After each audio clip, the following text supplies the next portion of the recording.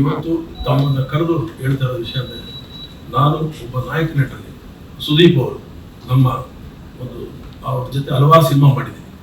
Ranga SLC, Kashi from village, ಮಾಣಿಕ್ಯ, ಮುಕುಂದ ಮುರಾರಿ ಮತ್ತು ಹಲವಾರು ಸಿನಿಮಾಗಳನ್ನ ವಿತರಣೆ ಮಾಡಿದೆ. ಅವ್ರದ್ದು ಸ್ವಾತಿ ಮುಕ್ತಿ ಇರ್ಬೋದು, ಶಾಂತಿ ನಿವಾಸ ಇರ್ಬೋದು, ಆಟೋಗ್ರಾಫ್ ಇರ್ಬೋದು, ತೀರ್ಥ ಇರ್ಬೋದು, ದತ್ತ ಇರ್ಬೋದು, ಕಾಮಣ್ಣ ಮಕ್ಕಳು, ವಿಷ್ಣುವರ್ಧನ್, ಹಲವಾರು ಪಿಕ್ಚರ್ಗಳು ಭಾಳಷ್ಟು ನಾನು ವಿತರಣೆ ಮಾಡ್ಕೊಂಡು ಬಂದಿದ್ದೀನಿ. ನಮ್ಮ ಅವರ ಬಾಂಧವ್ಯ ಭಾಳ ಚೆನ್ನಾಗಿತ್ತು. ಇತ್ತೀಚೆಗೆ ಏನು ಅನ್ನೋದು ಗೊತ್ತಿಲ್ಲ, ಸುಮಾರು ಒಂದು 8 ವರ್ಷದಿಂದ ನಮ್ಮ ಅವರೊಂದು ಸಿನಿಮಾದ ಒಂದು ಪ್ರಾಜೆಕ್ಟ್ ವಿಷಯದಲ್ಲಿ ಮಾಡಬೇಕಂತ ಬಂದಿದ್ದ ವಿಷಯದಲ್ಲಿ ಇವತ್ತು ನಾಳೆ ಪ್ರತಿ ಸಿನಿಮಾ ಶುರು ಆಗಬೇಕಾದ್ರೂ ಈ ಪಿಕ್ಚರ್ ಆದ್ಮೇಲೆ ನಿಮ್ಗೆ ಮಾಡೋದು ಅಂತ ಹೇಳ್ತಾರೆ. ಆವಾಗ ಈ ಪಿಕ್ಚರ್ ಆದ್ಮೇಲೆ ನಿಮ್ಮನ್ನು ಮಾಡ್ಕೊಡ್ತೀನಿ ಅಂತ ಹೇಳ್ಕೊಂಡು ಬರ್ತಾ ಇದ್ದಾರೆ. ಸಾಕಷ್ಟು ಅವ್ರ ಮ್ಯಾನೇಜರ್ ಕಳಿಸ್ಕೊಡ್ತಾರೆ, ಅವ್ರ ಹತ್ರ ಮಾತಾಡ್ತೀವಿ, ಮನೆ ಹತ್ರ ಹೋದ್ರೆ ಸರಿಯಾದ ರೀತಿಯ ಸ್ಪಂದನೆ ಮಾಡೋದಿಲ್ಲ. ಈ ವಿಷಯವಾಗಿ ಅವರ ಶ್ರೀಮತಿಯವ್ರ ಹತ್ರ ನಾವು ಮಾತಾಡಿದ್ವಿ. ಆದ್ಮೇಲೆ ಆಯ್ತು ನಿಮ್ದೆ ನೆಕ್ಸ್ಟ್ ವಿಕ್ರಾಂತ್ ರೋಣ ಆದ್ಮೇಲೆ ಮಾಡ್ತೀನಿ ಅಂತ ಹೇಳಿ, ಈಗ ವಿಕ್ರಾಂತ್ ರೋಣ ಆದ್ಮೇಲೆ ಬೇರೆ ಒಂದು ಸಿನಿಮಾ ಮಾಡಕ್ ಹೊರಟಿದ್ದಾರೆ. ನಂದಕಿಶೋರ್ನ ಬುಕ್ ಮಾಡಿ ಅಂತ ಹೇಳಿದ್ರು. ನಂದಕಿಶೋರ್ಗೆ ನಾವು ಅಡ್ವಾನ್ಸ್ ಕೊಟ್ವಿ, ಅವರು ಕತೆ ಮಾಡಿದ್ರು, ನಮ್ಗೆ ಒಂದೆಲ್ಲ ಹೇಳಿದ್ರು. ಮತ್ತೆ ಒಂದು ತಿಂಗಳಾದ್ಮೇಲೆ ಅದೆಲ್ಲ ಬೇರೆ ಕತೆ ಅಂತ ಹೇಳಿ ಈ ರೀತಿ ಒಂದು ಗೊಂದಲ ಸೃಷ್ಟಿ ಮಾಡಿ ನಮಗೆ ಕೈಗೆ ಸರಿಯಾಗಿ ಸಿಗ್ತಾ ಇಲ್ಲ. ನನ್ನಂಥವ್ರಿಗೆ ಇದ್ದೀರಾದ್ರೆ ಮುಂದಿನ ಚಿತ್ರರಂಗದಲ್ಲಿ ಇತರರಿಗೆ ಏನಾಗ್ಬೋದು, ಈ ಒಂದು ನೋವನ್ನು ನಾನು ವಾಣಿಜ್ಯ ಮಂಡಳಿಗೆ ಪತ್ರ ಕೊಡಬೇಕಂತ ಕೊಟ್ಟಿದ್ದೀನಿ, ಮನವಿ ಪತ್ರ ಕೊಟ್ಟಿದ್ದೀನಿ. ವಾಣಿಜ್ಯ ಮಂಡಳಿಯ ಅಧ್ಯಕ್ಷರು ಮತ್ತು ನಿರ್ಮಾಪಕ ಸಂಘ ಅಧ್ಯಕ್ಷರು ಪರ್ಸನಲ್ ಆಗಿ ಅವ್ರನ್ನ ಮೀಟ್ ಮಾಡಿ ಬಂದಿದ್ದಾರೆ. ಮೀಟ್ ಮಾಡಿದಾಗ ಏನೋ ಒಂದು ಹೇಳಿ ಮುಟ್ಟು ಕಳಿಸಿ ಮತ್ತೆ ಅವ್ರಿಗೆ ಕೈಗೆ ಸಿಗಲಿಲ್ಲ. ವಾಣಿಜ್ಯ ಮಂಡಳಿ ಸುಮಾರು 6 ಲೆಟರ್ ಬರೆದಿದ್ದೀವಿ, ಸರಿಯಾದ ರೀತಿ ಸ್ಪಂದನೆ ಇಲ್ಲ. ನಾವು ಯಾರ ಹತ್ರ ಹೋಗಿ ಹೇಳಬೇಕು? ಈಗ ನಮಗೆ ನೀವೇ ದಾರಿ. ಇವತ್ತು ಚಿತ್ರರಂಗ ಏನಾಗಿದೆ ಅಂತ ನಿಮ್ಗೆ ಗೊತ್ತಿದೆ. ಇವತ್ತು ಚಿತ್ರರಂಗ ಉಳಿಬೇಕು. ಚಿತ್ರರಂಗ ಉಳಿಬೇಕಾದ್ರೆ ನಿರ್ಮಾಪಕರು ಇರಬೇಕು. ನಿರ್ಮಾಪಕರಿಗೆ ಈ ರೀತಿ ಅನಾನುಕೂಲ ಆದರೆ ಯಾವ ರೀತಿ ನಾವು ಮುಂದುವರಿಯೋದು? ಅದಂತೂ ಹೇಳಿ ಸರ್, ಅಂದ್ರೆ ಯಾಕೆ ನಿಮ್ಗೆ ಕಾಲ್ ಶೀಟ್ ಕೊಡ್ಬೇಕು, ಏನು ನಿಮ್ಗೆ ಅವರಿಂದ ಆಗಿರೋ ಇದು ಹಿನ್ನೆಲೆ ಆಗಿರುವಂತ ಮಾತುಕತೆ ಬಗ್ಗೆ ವಿವರಿಸಬೇಕು ಸರ್. ನನಗೆ ಕೊಡ್ಬೇಕು ಅನ್ನೋದು ರೂಲ್ ಇಲ್ಲ ಸರ್, ಒಂದು ಕಮಿಟ್ಮೆಂಟ್ ಅನ್ನೋದು ಇರುತ್ತೆ ಸರ್. ಇವತ್ತು ಎಲ್ಲಾ ನಾಯಕರ ಜೊತೆ ಸಿನಿಮಾ ಮಾಡಿದೀನಿ, ವಿಷ್ಣು ಸರ್ ಜೊತೆ ಮಾಡಿದೀನಿ, ಇನ್ನು ರವಿ ಸರ್ ಜೊತೆ ಆಗಿರ್ಬೋದು, ಅರ್ಜುನ್ ಅವರು, ಪ್ರಭಾ, ಹಲವಾರು ಜನ, ಸುಮಾರು 45 ಸಿನಿಮಾ ಮಾಡಿದೀನಿ. ಇನ್ನೊಂದು ಸಿನಿಮಾ ನಾನು ಬಿಡುಗಡೆ ಮಾಡಿದ್ದೀನಿ, ತಮ್ಮೆಲ್ಲರಿಗೂ ಗೊತ್ತಿರುತ್ತೆ. 100 ಚಿತ್ರ ನಡೆಸಿದ್ವಿ. ವ್ಯಾಪಾರದಲ್ಲಿ 7 ಬೀಳಿರ್ತದೆ. ಒಂದು ಕಮಿಟ್ಮೆಂಟ್ ಅನ್ನೋದು ಮಾಡಬೇಕು. ಈಗ ನೀವು ಇಲ್ಲ ಅಂದ್ಮೇಲೆ ವಾಣಿಜ್ಯ ಮಂಡಳಿ ಬನ್ನಿ ಸ್ವಾಮಿ, ನಿಮ್ಮ ಮುಂದೆ ಕೂತ್ಕೊಂಡು ಹೇಳಿ, ನಿಮ್ಮ ಮುಂದೆ ಕೂತ್ಕೊಳ್ಳಿ, ನಮ್ ತಪ್ಪ ನಿಮ್ ತಪ್ಪ ಗೊತ್ತಾಗಿ ಅಲ್ಲ. ಈ ನಿಮ್ ಕಡೆಯಿಂದ ವಾದ ಮಂಡಿಸಿ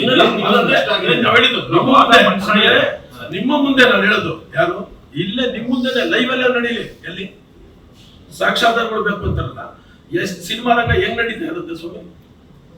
ಬಾಯಿ ಮಾತಲ್ಲಿ ನಡೆಯೋದು, ನಂಬಿಕೆ ಮೇಲೆ. ಸಾಕ್ಷಾಧಾರ ಯಾರಂತ ಕೇಳಿಲ್ಲ ಇನ್ನು. ಅಲ್ಲಲ್ಲ, ಮನ್ಸಿ ಏನು ಅವ್ರು ಹೇಳಿದ್ಮೇಲೆ ಟೈಟಲ್ ರಿಜಿಸ್ಟರ್ ಬೇರೆಯವ್ರ ಹತ್ರ ಇತ್ತು, ಅವ್ರನ್ನ ರಿಕ್ವೆಸ್ಟ್ ಮಾಡಿ ನಾನು ಟೈಟಲ್ ತಗೊಂಡ್ರಿ. ನಂದಕಿಶೋರ್ ಅವ್ರಿಗೆ ಅಡ್ವಾನ್ಸ್ ಕೊಟ್ಟು ಕತೆ ಮಾಡಿಸ್ತಾರೆ, ನಾವ್ ಯಾಕೆ ಸರ್ ಮಾಡಬೇಕು? ಈಗ ಕಮಿಟ್ಮೆಂಟ್ ಇದ್ರೆ ನೀವು ಯಾಕೆ ಸರ್ ನಂದಕಿಶೋರ್ ಹತ್ರ ಹೋಗಿ ಅಂತ ಹೇಳ್ತೀರಾ?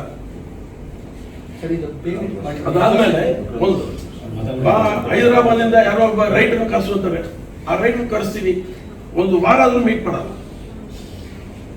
ನಾವ್ ಯಾವ್ದನ್ನ ಡೈರೆಕ್ಟರ್ ಸಜೆಸ್ಟ್ ಮಾಡಿದ್ರೆ ನಾನೇ ಹೇಳ್ಬಿಡ್ತೀನಿ, ನೀವು ಸುಮ್ಮನೆ ಬಿಡಿ ಮಾಡ್ಕೊಡ್ತೀನಿ ಅಂತ ಎಲ್ಲ ಹೇಳ್ತಾರೆ. ಅದಾದ್ಮೇಲೆ ಈ ರೀತಿ ಯಾಕೆ ಈ ರೀತಿ ಮಾಡಿದ್ರು? ಮೊದಲೆಲ್ಲ ಚೆನ್ನಾಗಿದ್ದು, ಏನಂತ ಗೊತ್ತಿಲ್ಲ ಸರ್. ಇವತ್ತು ವ್ಯಾಪಾರದಲ್ಲಿ ಏರುಪೇರು ಇದ್ದೇ ಇರ್ತವೆ. ನಂದು ಬಹಳ ದೊಡ್ಡ ಅಮೌಂಟು, ಜೊತೆಗೆ ಇನ್ನು ಹಲವಾರು ಜನ ಕೊಡಿಸಿದ್ದಾರೆ. ಅವರೆಲ್ಲರೂ ನಿಮ್ಮ ಮುಂದೆನೆ ಬಂದು ಹೇಳ್ತಾರೆ, ನೀವು ಕೊಟ್ಟಿರೋ ಡಾಕ್ಯುಮೆಂಟ್ ಸರ್ ಡಾಕ್ಯುಮೆಂಟ್ ಬೇಕು ಅಂತ ಬಂದಾಗ ಎಲ್ಲಿ ಬರುತ್ತೆ ಸರ್? ಕೇಳಿ, ನಾವು ಒಂದು ವಾಣಿಜ್ಯ ಮಂಡಳಿ ಅಂತ ಬಂದಿದ್ದೀವಿ. ನಾವು ವಾಣಿಜ್ಯ ಮಂಡಳಿ ಬಿಟ್ಟು ವಾಣಿಜ್ಯ ಮಂಡಳಿಗೆ ನೀವು ಬನ್ನಿ ಸ್ವಾಮಿ, ನಿಮ್ಮ ಸಮಸ್ಯೆ ಆದಾಗ ವಾಣಿಜ್ಯ ಮಂಡಳಿಗೆ ಬರ್ತೀರಾ? ಇವತ್ತು ಯಾಕೆ ಬರ್ತೀರಾ ಸ್ವಾಮಿ? ಈ ಹಿಂದೆ ವ್ಯವಹಾರದಲ್ಲಿ ಏನಾದ್ರು ನಿಮ್ಮವರ ನಡುವೆ ಏನಾದ್ರು ಇಲ್ಲ ಸರ್, ನಾವೇನು ಆ ತರ ಇಲ್ಲ, ಸಿಗೋದೇ ಇಲ್ಲ. ನಾವು ಮನೆ ತೋದ್ರೆ ಇಲ್ಲ ಅನ್ಸ್ಕೊಳ್ತಾರೆ, ನಮ್ಗೆ ಯಾವುದೋ ಒಂದು ನಂಬರ್ ಕೊಡ್ತಾರೆ, ಆ ನಂಬರ್ ಮಾಡಿದ್ರೆ ಆಫ್ ಇರುತ್ತೆ, ಅವ್ರು ಮಾತ್ರ ಫೋನ್ ಮಾಡ್ತಾರೆ. ಸರ್ ಇವರು ದುಡ್ಡೆಲ್ಲ ಅಮೌಂಟ್ ಎಲ್ಲ ಪೇಮೆಂಟ್ ಎಷ್ಟು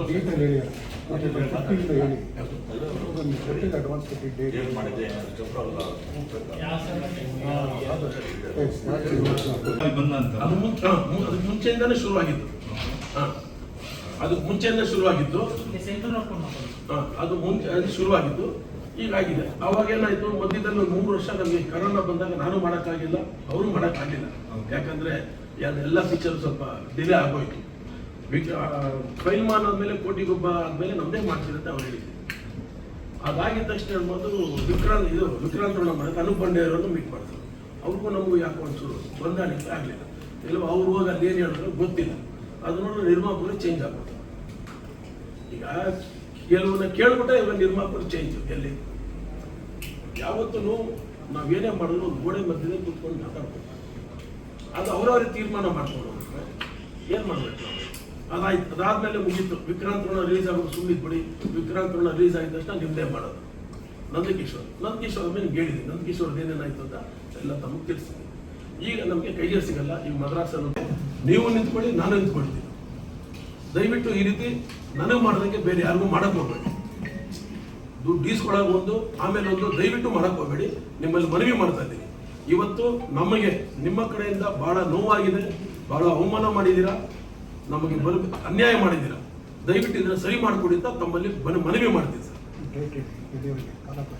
ಈ 2 ದಿವಸ ಇವತ್ತು ನಾಳೆ ಮಾಡಲಿಲ್ಲ, ನಾಡೊಂದು ಬಂದ ನಾನು ಅವ್ರ ಮನೆ ಮುಂದೆನೋ ಇಲ್ಲ ಅವ್ರ ಶೂಟಿಂಗ್ ಹತ್ರ ನಾವು ಹೋಗಿ ನಾನು ಧರಣಿ ಕೊಡ್ತೀನಿ ಸರ್.